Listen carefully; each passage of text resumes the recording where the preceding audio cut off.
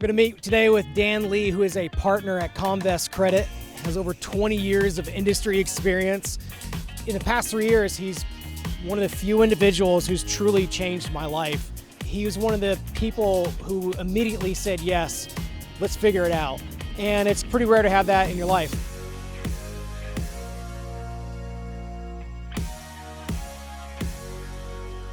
Why the heck did you start Muay Thai? I started with boxing and then got into Muay Thai, and it really was part of the problem that was me several years ago, which was I wanted to be seen as the tough guy, the strong guy, competitive, and so I did a lot of individual training, and because I wanted to be the guy that was training alone while the class was there, and ooh, he must be tougher and training, and well, that's the guy spending $150 for the same workout that they were all spending $30, and they were having more fun, laughing, having a great time, and after a while, I was like, what am I doing? Like, this is just, I'm wasting money, which is stupid, but that's also looks more fun. Why don't I go jump in and join them? And so I do a lot of group training now. That's my thing. And then I got into yoga. I found yoga and realized I'm not a fighter. The fighting actually feeds that instinct of I want to be seen as tough. I want to be the guy that sort of, seen as strong. And I needed to diffuse that and build in more sort of relaxation, meditation. And so yoga's been just transformative for me. How was your mentality kind of shifted as you evolved from Muay Thai into yoga, into like even your evolution as an individual? Yeah, it's really figuring out how to get comfortable in my skin. I spent a long time trying to be seen as a certain image. I loved it when I got the title of partner because I had made it.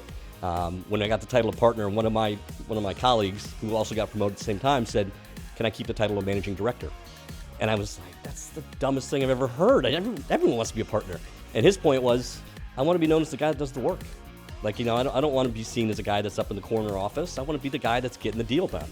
And I didn't realize at the time, but he was 100% right. And so in the transition to partner, I felt I've made it, and I'm now I can really manage the team and lead from above, and in the course of that realized that I don't know what the hell I'm doing, that I'm a terrible manager. I'm a good worker, but I'm a terrible manager. And my colleagues were incredible about it, because what they did, rather than focusing on what I'm not good at, they came at it from the point of what I'm great at, which is originations and business development. And they said, we need you to focus on that, because with where we're going, we need to be clicking on all cylinders. And you're among the best we got. So we need you to go out there and get it. Implicit in that was you're not making it as manager. And so that's the role that's here for you to go make an impact.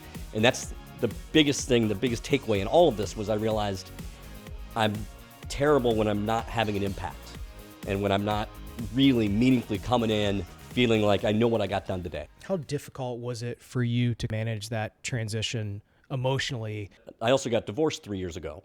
And prior to that time, my entire self-worth was tied up in what other people think of my life and think of me as a leader, think of me as a father, as a husband, as a son.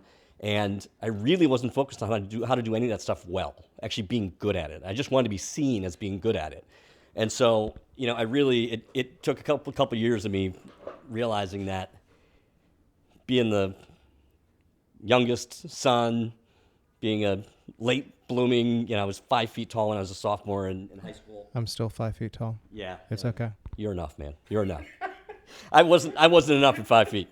I had a chip on my shoulder. And so I really just felt inadequate in all sorts of different, I came to New York being from Minnesota, and I felt like, oh, that's not as cool as being from other places. It was kind of sad in hindsight. And I don't hate myself for it. I don't look back in disgust. It's just sort of the idea I was kind of propelling myself forward.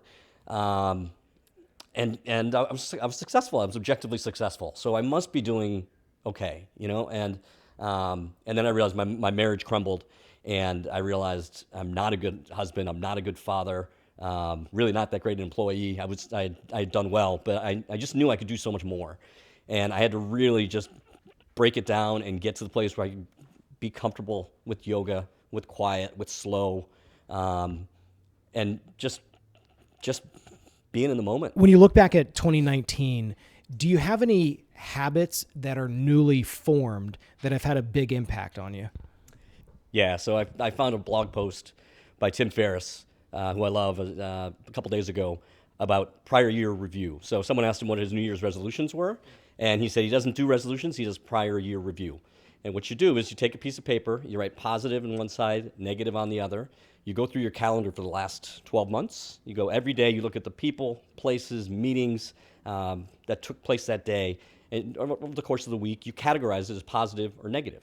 And just the act of writing all those things down is really educational, because you learn about where you spent your time and why you spent your time there, and the places that you shouldn't be spending your time. And so the other key element of it that he does is he says take the top 20% of each. And for the positives, get them in your calendar for 2020. Make the calls, schedule the meetings, make sure that stuff happens, and don't do it now. Make it happen. For the negatives, write it on a piece of paper where you can see it every day, so you remember those tendencies, those things that you did that you thought they felt right in the moment, but it was fed by the wrong urge. And that'll help keep you on track to do more of the 20% that's productive and stay away from the stuff that undermines you. And it's really, at the end of the day, for me, it's really helped me find a sense of peace and comfort in just doing the right kind of work, the work that's going to have an impact. What is one positive and one negative that you discovered as you were looking through the calendar? Yeah, so I'll give you, there's a great example of one that fits in both columns, fitness. So have gotten into this rejuvenation of fitness. I've built my life around it, and I realized it's great, and it gives me energy, and it gives me confidence and discipline. So that part of it's wonderful. But it's also distracted in that I've scheduled too much of my life around it at times. And so I realized I can use it as a foundational element of my day, as something that gives me strength and spirit and meaning, but not sucking energy out of my schedule and sucking time and emotion away from what I need to do, which is just do the work to have an impact. Who is this? This is Griffin. So this is the love of my life, 11 years old. I mean, he just is absolutely the most incredible young man that I know. He gives me so much energy and love and devotion. He's awesome. And I've learned to connect with him in his ways. He's not a ball sport kid. And so that's what I thought I would have. I thought I would have a ball sport kid. And Griffin just isn't that. He just doesn't have the attention span for it. But he's an amazing artist. And he loves World War II. And so I realized I can take him to all these cool places where we can go have adventures together. We went to Normandy. Amazing. We went to London and saw Churchill's bunker and the Imperial War Museum. We went to the World War II Museum in New Orleans. We went to a D-Day reenactment in Conneaut, Ohio, which he prayed, begged me to take him back again. He loved it. And so did I. I mean, that's the cool part is I'm learning about stuff that I never would have learned about and experiencing it through his eyes. Learning to follow him makes my life so much easier. And then he and I have this wonderful bond. And I have to give credit to the artist here. That's my ex's sister who painted this amazing portrait. And it just captures him. It just is, that's Griff.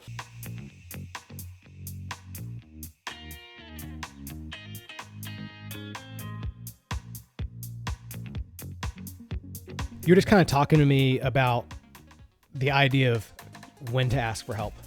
Yeah. And it's interesting because so much of, I think, the images that we build up is that we kind of have things together and that we're sound physically, mentally, emotionally, everything in all moments 24/7, but it's not reality of anybody in life. Yeah, so, I've spent so much time trying to look strong, winner. The story is what it's about. Part of the story is I don't need help.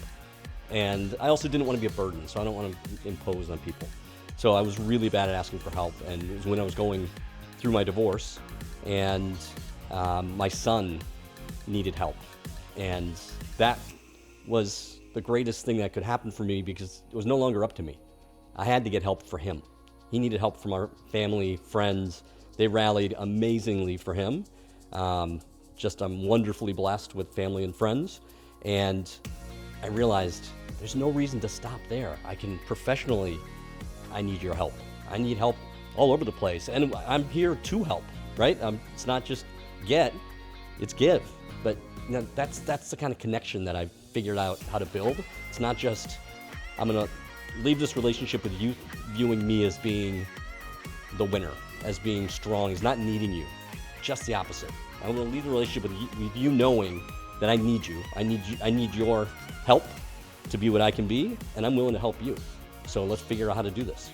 Do you think that vulnerability in the beginning felt a little bit awkward, a little bit scary, but then like how did that play out when you started to become a little bit more vulnerable and open about the full self? Yeah, awkward doesn't describe it. I mean, it was horrifying. It was awful. It was totally uncomfortable. I was miserable. It was awful. I mean, it just really, I felt like everything was shattered. And that's the other blessing, is it took things shattering and my son needing my help and me needing help from others to give him that help. That's the only way I would have gotten there. If you could say something on a billboard and everyone could see it in our finance community, what would that message be? Check back in 10 years. I'm serious. I don't have the answers yet, but I know that I'm finding them, and I will have them. It really, I don't have the pithy phrase, but I know how to do what I need to be doing, and I know that it's going to have an impact, and I know that sometime in the next 5 or 10 years, I'm going to have a great billboard for you.